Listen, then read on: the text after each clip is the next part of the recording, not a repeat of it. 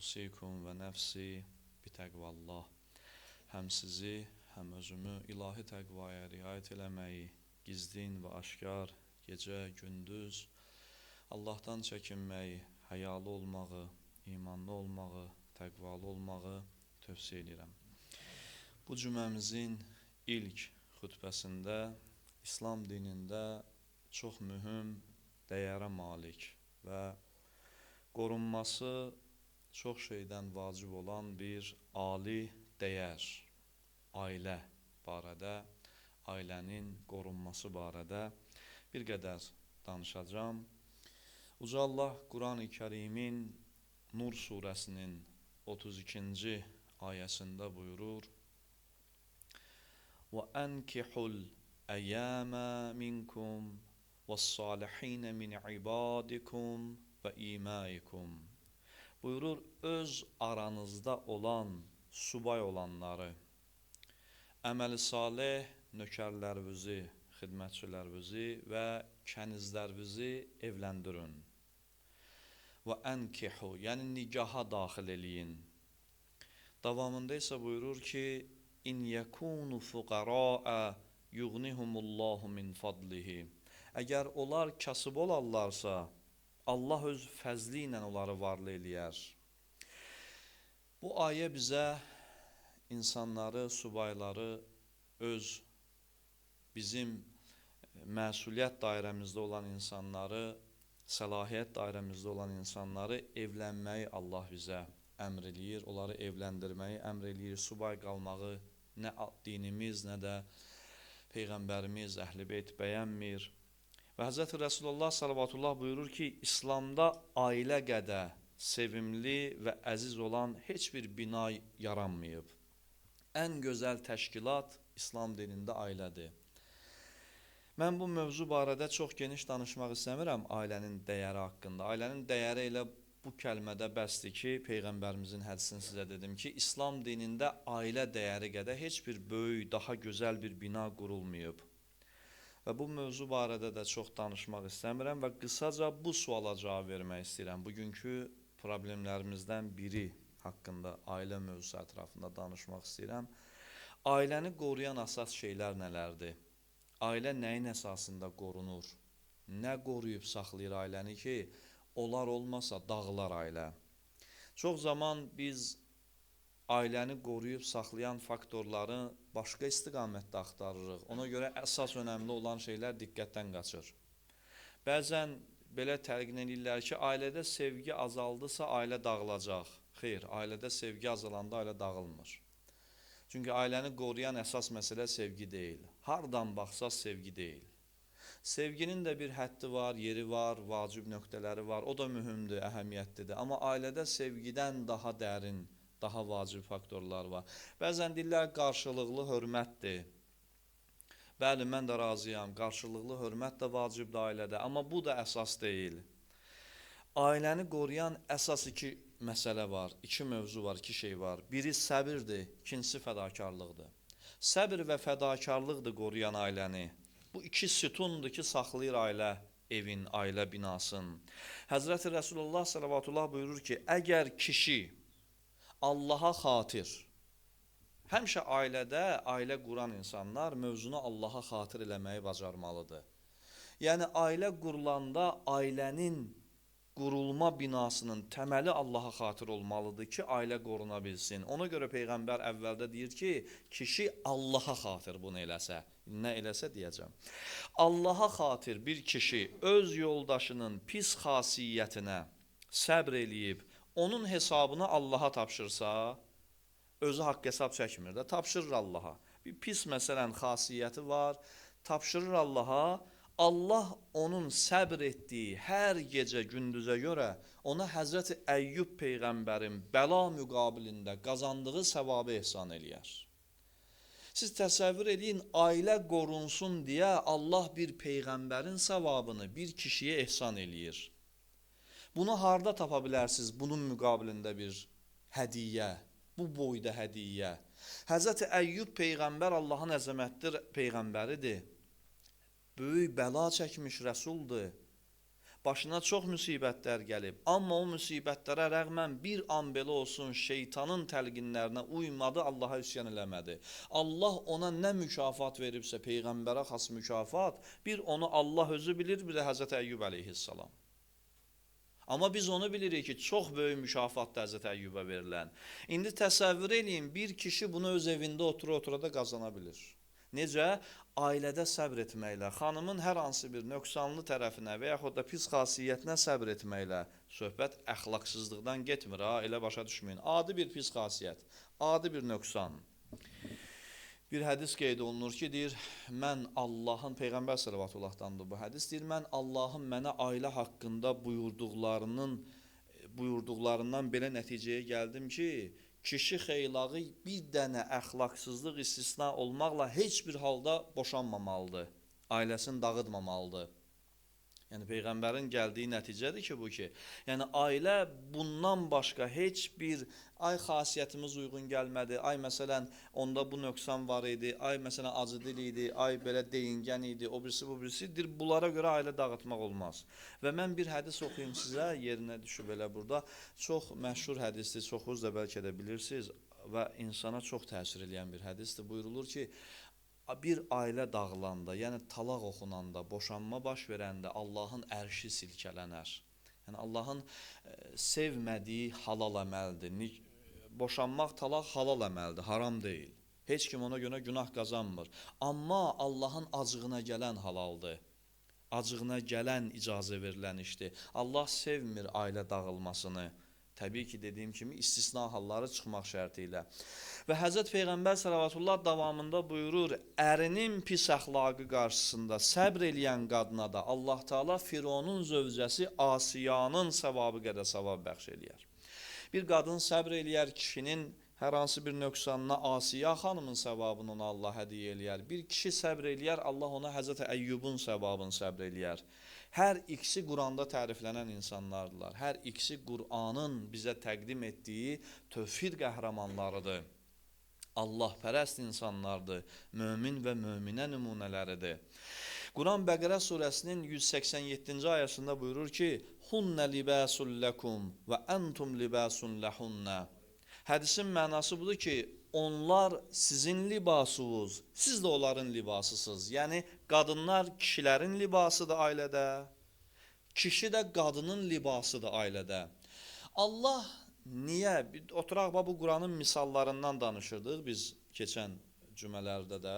Bu misallar ətrafında biz Quranın bizə vermək istədiyi mesajı başa düşə bilirik. Quran bilirsiniz də bir çox yerlərdə misalla danışır. O misallardan biri də budur. Allah bəyan eləyir, bir kişi xanımının libasıdır, bir xanım da kişinin libasıdır. Quran ayəsidir, Bəqərə 187-ci ayə. Niyə libas, niyə ailədə tərəfləri Allah bir-birinin libasına bənzədir? Biz bunun cavabını başa düşmək üçün libasın mahiyyətinə baxmalıyıq sadəcə.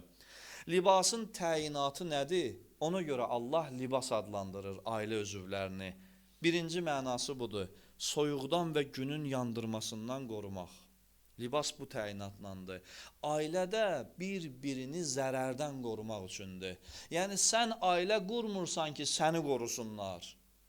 Yəni, paltarı mən əynimə geyinəndə, mən paltarı qoruyuram, ya paltar məni?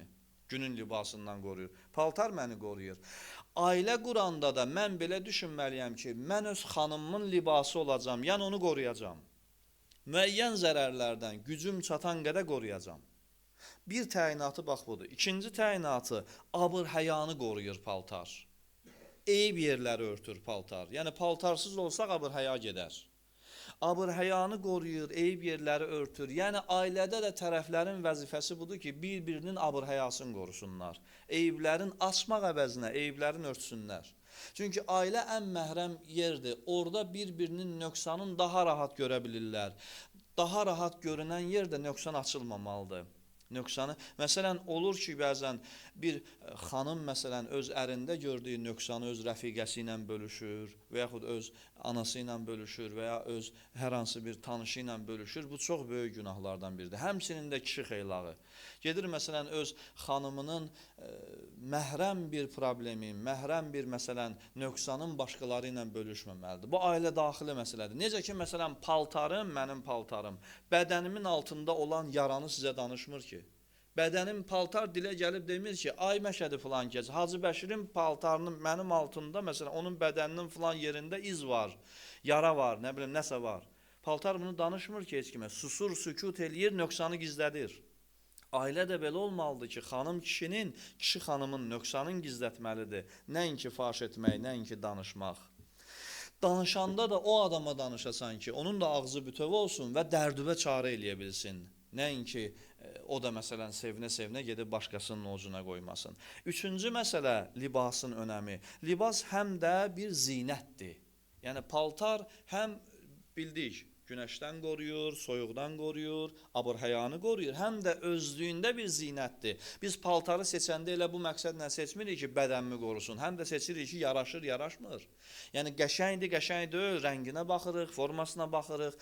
Paltar həm də bir zinətdir. Yəni kişi qadın üçün zinət olmalıdır, qadın kişi üçün. Məsələn, ailə qurmusan, elə hərəkət eləmə ki, xanım düşünsün ki, bu mənə məsələn yaraşmadı. Heyf bu ilə ailə qurdum, bu mənə yaraşan iş görmədi. Və yaxud da qadın, kişi düşünməsin ki, heyf bu xanımla ailə qurdum, bu mənə yaraşan iş görmədi. Necə ki, paltarı alanda deyirsən, bir müddət və yaxud da alırsan, gətirirsən evə deyirsən, heyf buna verdiyim pula yaraşmadı mənə, düz oturmadı əynimə. Və yaxud da filan yeri xarab imiş, bıraq çıxdı da belədir, nöqsanlı çıxdı.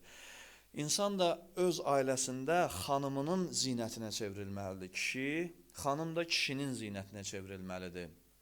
Yəni tərəflər bir-biri üçün bəzək olmalıdırlar, nəinki nöqsan. Dördüncü libasın təyinatı da budur ki, libas bədənə ən yaxın olan bir şeydir. Allah deyəndə ki, libasdır, kişi qadının, qadın kişinin, yəni libasdan mənə yaxın heç kim yoxdur hal-hazırda, sizin də həmçinin. Nə qədər yanınızda oturan adam olur olsun, o libas qədər sizə yaxın deyil. Yəni ailə elə bir institutdur ki, elə bir təşkilatdır ki, orada qadınla kişi bir-birinə yaxın olduğu qədər heç kim onlara yaxın olmamalıdır, ola da bilməməlidir. Məsələn, bir xanım öz ən məhrəm dərdin yoldaşı ilə bölüşməlidir, yoldaş da öz xanımı ilə bölüşməlidir. Yəni xanımın nə rəfiqəsi, nə dostu, kişinin də məsələn nə dostu, nə rəfiqəsi, hətta ata-anası belə xanımı qədər ona yaxın olmalı deyil, xanıma da kişi qədər ona yaxın olmalı deyil heç kim. O zaman ailə qorunur. Vay o gündən ki, bir ailədə kişi ilə xanıma başqaları onların özlərindən daha yaxın oldular. O ailə gecə-tezə dağılacaq. Heç kimi yaxın buraxmaq lazım deyil özünə ailən qədər. Ən yaxın sənə ailən olmalıdır, başqa heç kim. Necə libas ən yaxındırsa sənə, heç kimi libasının altına salıb gizlətmirsən ki, olmaz elə şey, ədəbsizlik çıxar da, yəni o düzgün hərəkət sayılmaz, kimisə libasının altına salasan. Ona görə də libasla öz arova heç kimi salmayasan gərək. Yəni ailə odur ki, libasdır, sənsən, bir-birinizə ən yaxın olan varlıqlarsınız. O ailə o zaman qorunur ki, tərəflər bir-birinə qarşı səbirli və fədakar olurlar. Yəni səbirli və fədakar libas rolunu oynaya bilirlər deyə ailə qorunur. Ailə quran zaman belə düşünməyək, mənə xidmət eləsinlər. Ailə quran zaman kaş insanlar hamısı belə düşünəydi ki, mən xidmət eləyim, mən xoşbəxt eləyim, mən əlimdən gələn eləyim onlar üçün.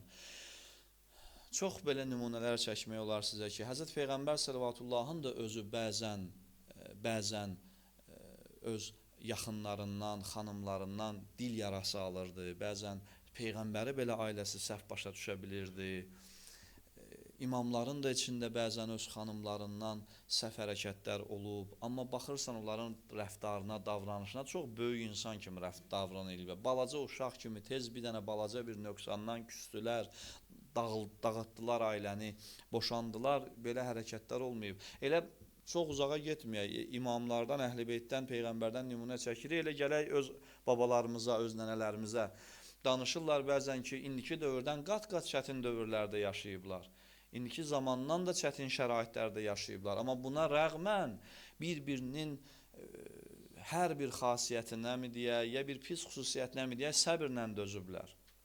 Bir-birinə libas olmağı bacarıblar ki, o zamanki ailələr dağılmayıb. İndikilər kimi hər bir dənə balaca bir şeydən əsəbləşib, inciyib ailə dağıtmayıblar. Səbr ediblər bir-birinin nöqsanlarına. Baxırsan, vallah deyirəm, o dövrün insanları elə səbri də özü ilə apardılar, fədakarlığı da özü ilə apardılar. Adamlar nə boyda səbr sahibi olub, nə qədər fədakar olublar ki, o qədər çətinliyə rəğmən övladları da çox olub, zaman çətin olub, dolanışıq çətin olub, indiki kimi evlərdə şərait olmayıb, bir dənə paltarı yumaq üçün suyu gətirərmişlər uzaqdan, qışın soyuğu var, indi krantı açmağınla isti suyun gəlməyi bir olur, maşınlaşıb hər şey, mexanikiləşib. Buna rəğmən bugün ailələr qoruna bilmirsə, deməli məsələnin kökündə olan mövzu evin şəraitinin yaxşı olması deyil, dolanışığın yaxşı olması deyil. Məsələ budur ki, fədakarlıq azalır, səbr azalır. İnsanlar səbirsizləşir deyə ailələr dağılır. Yəni səbr eləyib otura bilmir insan. Elə bunu düşünür ki, əşi mən niyə günümü qara eləyim? Yaxşı, sən düşünürsən ki, mən bu ilə niyə günümü qara eləyim? İnsan bilməlidir ki, ailəmi dağıdıb neyniyəcəm? Və bir dənə onu fikirləsin. Yəni, mənim məqsədim nədir? Ailəmi dağıdıram ki, günüm qara olur. Ailəmi dağıdandan sonra günüm ağ olacaq. Vallahi ağzad olmayacaq. Ağ olmayacaq. Biraz da dərindən düşünsək nə olacaq? Mən o dərinliklərə getmirəm. Amma hər halda insan başa düşməlidir. İstər xanım, istər kişi başa düşməlidir ki, ailə dağılmaqla kef çəkməyəcəklər. Kef olmayacaq. Çünki kimlər ki, bizə təlqin eləyir ki, ailəni dağıdın, dözmə, lazım deyil, o sənə dəyər vermir, sən də dəyər vermə, o sənə hörmət eləmir, sən də hörmət eləmə. Bu təlqinləri bizim zehnimizə yeridənlər kimdir? Qoy sizə deyim, toyuğun hindən azad olmasın istəyən tülkü dəmişə. Tülkü toyuğun beyninə yeridir ki, rədd olsun hin, rədd olsun o dəmir barmaqlıqlar, çıx o hindən bayıra, sən azad yaşamalısan, səni heç kim hinə salmalı deyil, sənə zülm eləyirlər, hinlərə qarşı çıx, azad ol. Niyə azad ol? Çıx bayıra, mən səni rahat tutum, parçalayım deyə. Və bugün zehinlərə yeridilən həmin o şuur ki, pisli boşan, o pisli boşanın arxasında dayanan arxa planı görə bilsək, ailələr başa düşər ki, bu boşanmanı bizim zehnimizə yeridən şeytan və şeytanı düşüncəli insanlar heç də bizim yaxşılığımızı istəmirlər. Yaxşılıq da, bərəkət də, hər şey də ailədədir, ailənin qorunmasındadır. Allah bizim hamımıza öz ailələrimizi qorumağı nəsib eləsin inşallah. Allah'ın verəm öz rəhmət və cəlalına bu günləri bu boşanmalar bir bəla kimi sayı durmadan artmaqdadır. Allah boşanan gənclərimizə sağlam ağıl, iman, səbr və fədakarlıq nəsib eləsin ki, hər boş şeyə görə ailə dağıtmasınlar. Hər dedikoduya inanıb ailə dağıtmasınlar, ailələrini körpuç eləməsinlər, uşaqlarını başsız qoymasınlar. Uşağın yadınıza saxlayaq bir şeyi, anada ola bilər ki, çox güc olar, amma bir kişinin gücü heç vaxt olmayacaq. Kişidə də ola bilər çox sevgi olar, amma bir ananın sevgisi olmayacaq. Uşaq atasız, anasız yarımçıq qalar. Ona görə də heç bir ailədə arzulamayaq ki, uşaqlar ya atasız ya anasız heç vaxt qalmasın inşallah. Allah uşaqlarımızı atalı, analı böyütsün. Allah dünyasını dəyişən valideynlərin də ruhunu şad eləsin. Olub ki, valideynlər gənc yaşda dünyasını dəyişiblər, analar atalıq eləməyə məcbur olublar. Allahu fədakar analar ki, var hal-hazırda, onların canın sağ, dünyasını dəyişənlərin də ruhunu şad eləsin inşallah. Bismillahirrahmanirrahim. İnna a'taynakal kevser. Fasalli li rabbike venhar. İnna şaniyeke huvel abtar.